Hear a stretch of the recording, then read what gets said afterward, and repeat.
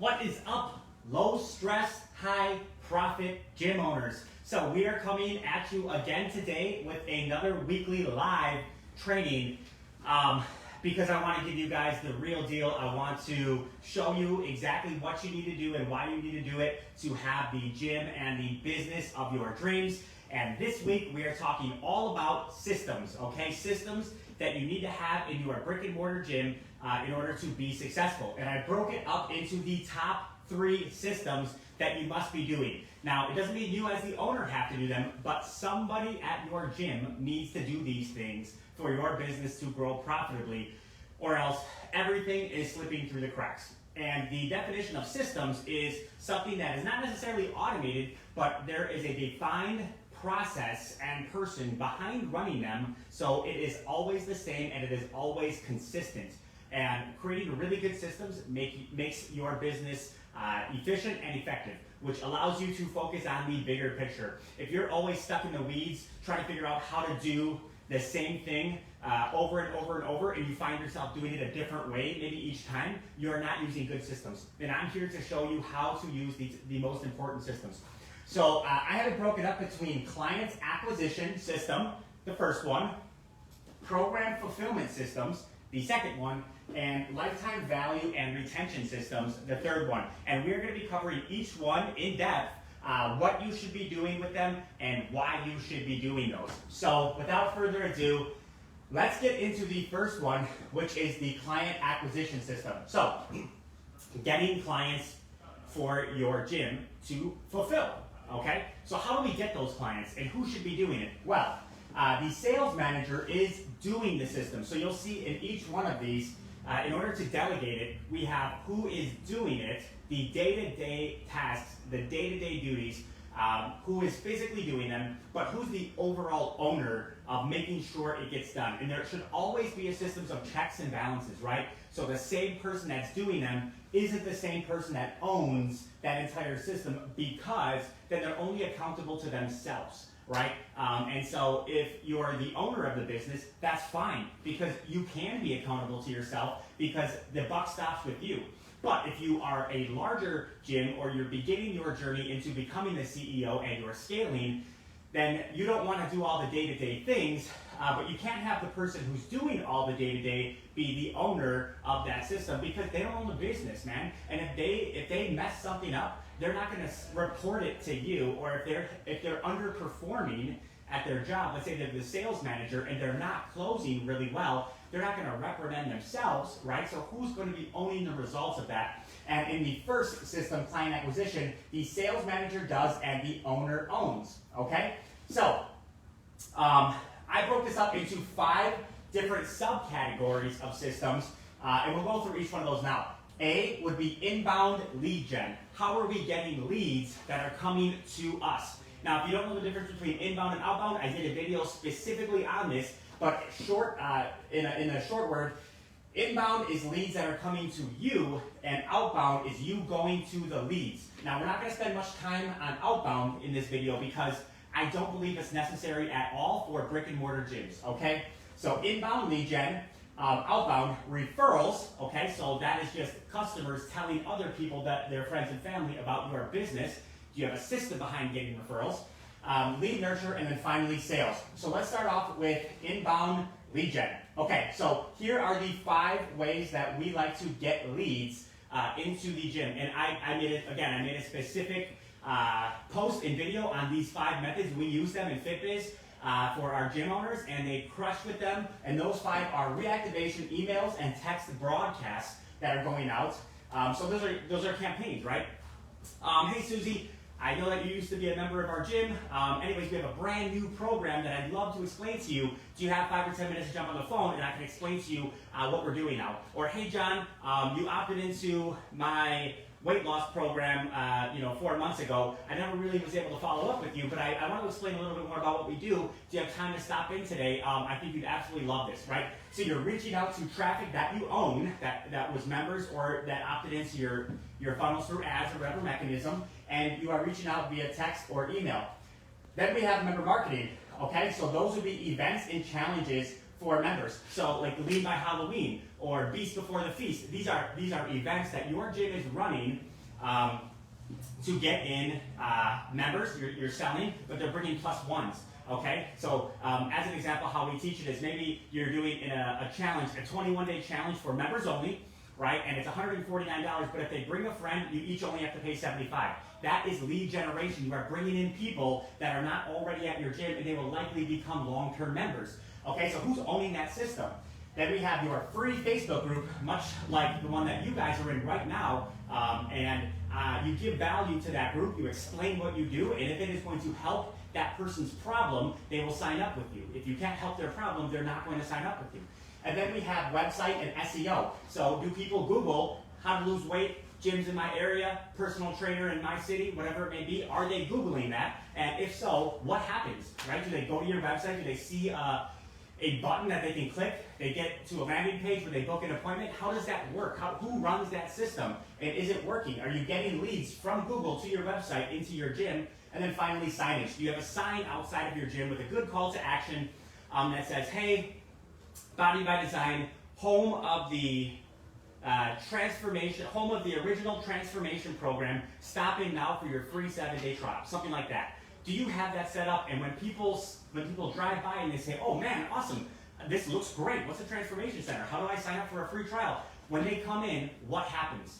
So there should be a system behind each one of these things, right, for your inbound lead gen.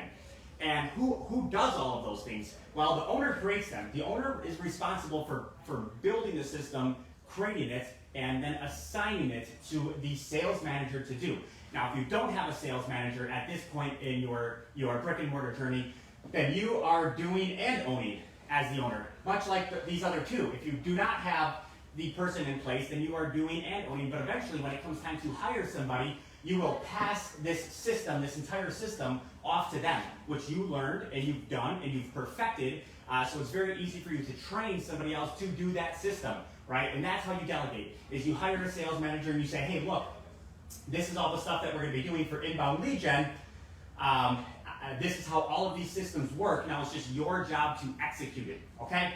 So that is the first part. Outbound lead gen, cold messaging, okay? You don't need to cold message when you're doing these other 5 things because you're going to have plenty of leads, more leads than you know what to do with. We're not even talking about Facebook ads right now. Facebook ads is part of your inbound lead gen, but we're not even talking about that. This is just the stuff that you can do for free or low cost, okay? Then flyers. You don't need to send flyers out to your local businesses or people in your area. If you are a small micro gym, that is stuff for big box gyms who have a huge budget and can accept a 1% return on, which is arguably what it is, a 1% return on those flyers. We don't do that in micro gyms because we do guerrilla marketing, which is what this stuff is, and it's much more effective when you don't have a gigantic budget. And then cold calling or demoing to like businesses. So you call up a business down the road and say, hey, look, I own a gym down the road from you. Would your employees be interested in a 25% discount? I can pop in and I can give you a lunch and learn and show you what we do. Guys, it works, but it's ineffective for the return on your time, right? So you go there, you have to give them some kind of incentive. You got to steal some of their time. They're going to get a discount. It's just not worth it. It's just not worth your return on your time. You could be spending those same 4 hours that it takes to prepare and show them all of this stuff, or making phone calls, put those 4 hours towards one of these things and get a much higher return, okay? So that's why we're not gonna do this. Yeah. No outbound lead gen for brick and mortar gyms. Some businesses, like my business at FitBiz, we do outbound, but for a brick and mortar gym, don't do it. It's a waste of your time and money and energy. Then we have referrals. So referrals is largely making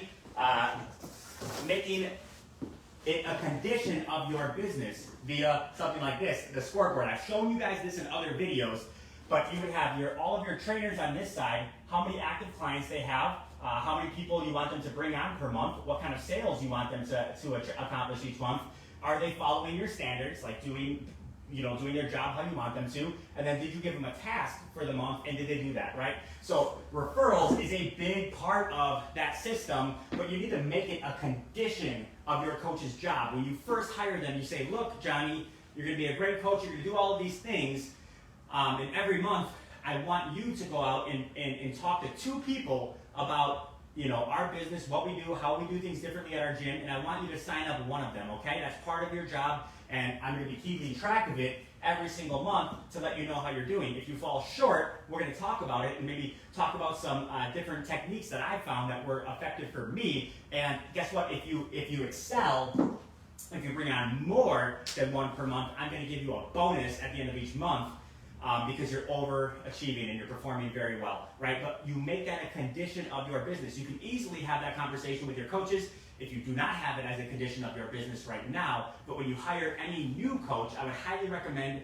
that you make it a condition of their job so they're out there doing it. If you don't know what you should have them do to constantly bring in new referrals, that's what a mentor can help you with. Somebody like FitBiz, there's other mentors out there, but that's what we do is we help you give those systems to your team so you can just execute and you own it as the owner, okay? Lead nurture. An automated or systemized program with calendars and reminders. That is a system. We use UpLaunch. You could use Scipio. You could use Agile CRM. You could use. There's quite a few. Monday.com. There's quite a few different systems that you could use where if somebody's interested in your business, they're a lead. They can self-schedule an appointment to walk in and talk with the owner or the salesperson to sign up. And they get automatic reminders to come to that appointment. They get automatic text messages that go out confirming appointments. That is definitely something you need to do, guys, but you shouldn't have to do it manually. You should not have to remember to send out a message manually to every single person that has an appointment. You shouldn't need to text somebody and say, hey, what time works for you? That system should be automated, and they can just look at your calendar and pick a time, and the sales manager is who owns that system. They make sure that's happening. They're having those conversations, okay? Finally, the end of the road, sales, okay? So a systemized process to turn leads into paying customers, following a script. And that goes from as soon as the client walks in the door until they walk out of the door saying, I can't wait to see you guys on Saturday. There's a whole process that happens. They build rapport, they go through the program, they find the root cause, they pitch the program, they close the program, they schedule the first meeting, right? That's how we teach it. But there should be a whole system behind the sale, that specific sale, and your sales manager is owning doing that. So if you got to fire your sales manager and you bring somebody else in, they're doing the exact same process. It's just a different person. And guys, in any business, there's only people and processes. That's it, right? And so these are the processes that you need to follow. And if these people don't do a good job, you can replace the people with new people, but you keep the processes. Now, if you keep on replacing the people with new people and it never works, it could be your processes. But you need to identify if it's a people person or a problem or a process problem, and then you can go through and delegate these things to the correct people. And trainers are not the same correct people as sales managers or operations managers. They're the correct people for trainers. And ops managers are not the correct people to run this process, right? There's different people to run different processes based on character traits. I'm not going to get too deep into the woods on that. That's all in our leadership training and things like that, team building. But I'm giving you the processes in today's video. So hopefully you guys like that first one, the client acquisition system. This is one thing here that a full-time staff member or part-time if you're a small gym should own. All of these things, they do the day-to-day, and the owner looks at it from a bird's eye view and says, okay, you're doing a great job because, and then the owner looks at the numbers. We made 10 sales out of 15 appointments. That's great. We booked 15 appointments out of 20 leads. That's great. The owner looks at the numbers and says, you're doing a great job, right? So the process is working.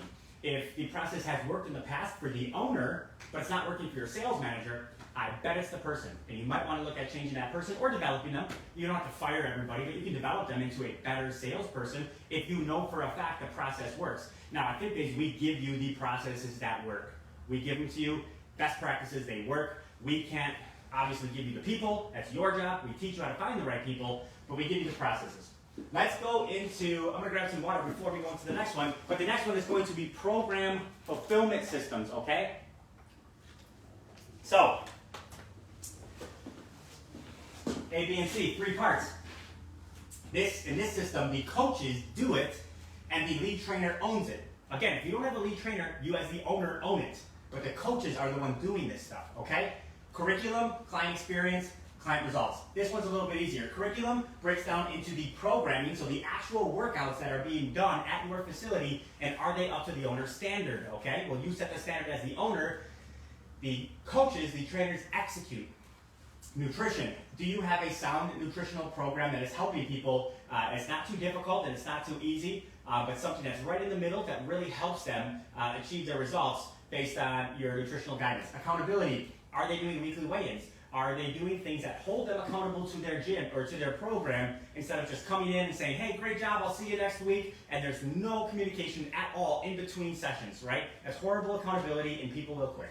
Mindset. They could have these 3 dialed in, but what if the client's mindset is horrible and they're like, you know what, I just don't feel like doing anything. My husband's giving me a lot of shit for coming to the gym 3 times a week. I don't feel good about it, right? Do you have something in place to keep their mind sharp so they stay committed to the program for a long period of time? Okay, the owner creates that, or the lead trainer creates that, and the coaches do it. They fulfill it. That's part of the system. Next, client experience. Is it a welcoming environment? Are you greeting people by their first name? Do you have a front desk person? Do you have somebody there that is helping you create that really great environment so people walk in and they're like, man, this place is so awesome. Every time I come in here, it's amazing, right? Does that describe your gym? If not, the owner needs to create that environment, and then the trainers or the coaches need to do it. Music. Music, to me, is important. A lot of people don't put enough emphasis on it, but like our normal client is a 35 to 45-year-old woman, okay? She does not listen to gangster rap, right? So we don't have that on at all hours at the gym. Yeah, sure, we play it at some points, but not all the time because it is not suitable for our avatar, for our ideal client, okay? Our trainers love it, it's suitable for them, but they're 20-year-old men, not 45-year-old women, okay? So is that being addressed, and are they fulfilling on that correctly? Energy level and the vibe. Are your trainers high energy, pumped up, excited? Hey, Mrs. Jones, I got a great workout for you. It's like, or is it just like, hey, go over there. I got some stuff set up. I'll be there in a few minutes. Yeah. So Mondays, am I right? Dude, that is not. Do not hire coaches like that. Hold them to higher standards, okay? But first, you have to tell them what the expectations are, okay? And it's part of this system. Next, event challenges and fulfillment, okay? So you are running events. You are running member challenges, or you should be, right? Amazing events to bring your community together, to bring your members together, all of their plus ones, make it a blast. Who is owning that? Who's doing that, right? Well, the coaches are doing that. The owner or the lead trainer, depending on, I have my lead trainer do it because I do not do any of the operations at my business anymore. But before I had him, I did it myself, and I told them, hey guys, here's the game plan, okay? We got in the meeting, here's the game plan, here's what we're gonna do. They would go out and execute it, okay? And make sure that their events and challenges are a ton of fun, and they're always bringing in cash or new members. You should not be running events or challenges if it is not bringing in cash or new members. You're wasting your time. Finally, client results. Client reaching weight loss goals, that's a huge one. So are your clients actually hitting the goals, right? The product, this whole thing is why you started a business. This part right here, program fulfillment systems, it's why you started a gym, to help people reach their goals, okay? Now this other stuff here is necessary to run that business, but this is why you started it, okay? Are your clients getting the results that they're looking for, right? And having fun doing it. And one way you can do that is by teaching your coaches on how to get people results. You as the subject matter expert, as a gym owner, know the answer to that. You need to clearly articulate that to your team and your staff so they can do that system for you. Next, workshops with coaches. We like to do that via workshops. So once every 2 months, we have the whole team together and we go through a 4-hour workshop where we spitball ideas off each other. We talk about nutrition, we talk about workout style. I make my trainers do workouts. It's the whole thing that we do. I won't get too deep into the woods, but the workshops are a big part of making sure that our product stays consistent, our service stays predictable, and every single client has the exact same experience. You do not want one client coming in that's training with Johnny having a different experience than the client that's training with Susie. Like, what the hell? How come 2 people are paying the exact same amount and they purchase the same transformation program, but they have wildly different experiences? That's horrible. You don't want that as a business. We teach you how to not have that happen. Okay, and then finally, ongoing education. That is something that will help your clients continue to get results because the industry is always changing. and you need to stay on top of the changes, and that's part of your job, either as a lead trainer or an owner, and then the coaches need to actually do that thing. So it's not like, yeah, I got certified 10 years ago, but I'm still good. You need to continually help, and I'm not saying certifications are the way to stay sharp. I'm not saying that at all, but ongoing education in the sense of always trying to work on your craft. And the fitness, and however you decide to do that's up to you, but always working on your craft as a coach or as a fitness professional, okay? The final system, guys, is lifetime value and retention systems. This is how you make all of your money, okay? This is what gets the people to do why you started the business, and this is to keep it a business by making lots of money, and you're not running a nonprofit organization. And it's lifetime value and the retention systems. So your team does this, your entire team do these things, and your operation manager owns it. Again, if you do not have an operations manager, you own it as the owner, with hopefully making enough money to hire an operations manager and then delegate that system and say, hey, ops manager, I trained you. Here is your system to own. I am no longer going to be doing these things. I will take a look at the numbers, but you are going to be doing all these, and this is exactly how you do it. Okay, so the first one is going to be renewals and resale, okay? So when the clients that you sign up, they go on this sheet, active clients up for renewal, okay? Are they, let's say they bought a transformation program, it's a 7-month program, they reached their goal, or 7 months is up. Did that coach renew them into a new program? They absolutely should. Lifetime value, guys, is the amount of times a client pays you, or the amount of length that they continue paying you for at your business. So if you acquire a customer for $200, do they pay you $500 over the lifetime of their relationship with your business, or do they pay you $5,000? Well, that all comes down to this category here. Okay, so we need to renew our clients once their original program expires, and the team, the coaches, do that particular thing, or the sales manager, depending on the sale, the initial sale. Okay, billing and recurring revenue. Are you selling your customers into a recurring membership, or are you selling them into a 10-pack? If you're selling them into a 10-pack of classes or training sessions, you are doing it wrong. Okay, you should be selling them into a recurring membership transformation program, so you automatically increase the lifetime value of that customer. You need to have a 10x return. You want to have a 10x lifetime value in relation to your cost of acquisition. So if it costs you $200 to acquire a customer, you want to hopefully get $2,000 out of that customer before they're finished with your business. If it costs you $100 to acquire a customer, your goal is to get $1,000 out of them before they continue or stop with your business, because there's only 20% margins. You're only keeping 20% of that $1,000, right? That's the margin. The revenue is $1,000, but you're only keeping 20%, right? So you want to double it. So if it costs you $100 to acquire them, well, you know you're only keeping $200, so you made $100 free and clear. You just do that more. Okay? Then the next thing is member cancellations and freeze forms. We don't want people slipping through the cracks. So if somebody wants to cancel or freeze, your goal is to sit down with them, address the issues, and try to keep them. If you do these, what we call exit interviews or freeze, consultations, you can usually keep people with your gym. 50% of them, you can keep them with your gym just by having a conversation. Well, that doubles the lifetime value of your entire customer base if you have that, if you do that. The ops manager should be doing that, or assigning it to team members, right? But the ops manager is controlling all of this. Master tracking sheets, this is a big one. Tracking all data to see where bottlenecks of the businesses are. So they're tracking all of your numbers, and it doesn't have to be complex. We use an extremely simple tracking system. It's very simple, but they are the ones that keep track of everything. So if it's like, look, we're getting a ton of leads, the leads are all showing up, but none of them are buying, we have identified the sales process is the bottleneck. Or, hey, we are getting a ton of leads, they're all showing up, they're all buying, but they're quitting after a month.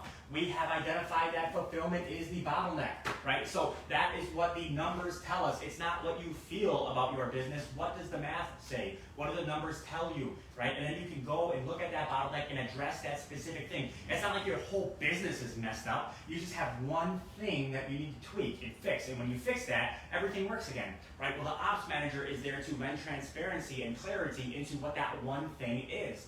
Okay. Finally, we have the team scoreboard system, and that is holding the staff accountable for individual performance. Again, that's this thing. They fill this out on a daily basis, right? And by doing that, you are delivering a very consistent process month over month over month. So you can start setting expectations. You can have meetings with your team at the beginning of the week and say, hey guys, what do we want to accomplish this month? Who's responsible for what? And we have all of the team members on a board that we track on a daily basis to make sure we're hitting our goals. Guys, you never rise to the level of your goals. You fall to the level of your systems, okay? And that's why it's so important to have really strong systems at your gym. And one person owns this, one person owns this, one person owns this. When you first start off and you start your business, the owner is going to own all of this stuff, guys, right? But just because you don't have that staff member doesn't mean you shouldn't be doing these things. Somebody needs to do these things where your business will not grow, okay? But once you start growing, you first hire this,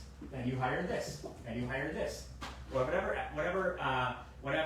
order your mentor recommends you do it in, depending on your business, okay? But you bring these people on, and then guess what happens? The owner no longer has to do the day-to-day of these things and making them happen, and you have a lot more time and a lot lower stress, okay? When you reduce the day-to-day operations and decisions that you have to make as an owner, and you delegate that to somebody else, the amount of stress that comes into your life is significantly reduced, okay? And it feels great, and you have a lot more time. Well, guess what you're gonna do with that free time? You're going to make more money. You are going to continue scaling your business. Now, we teach you exactly how to do all these things.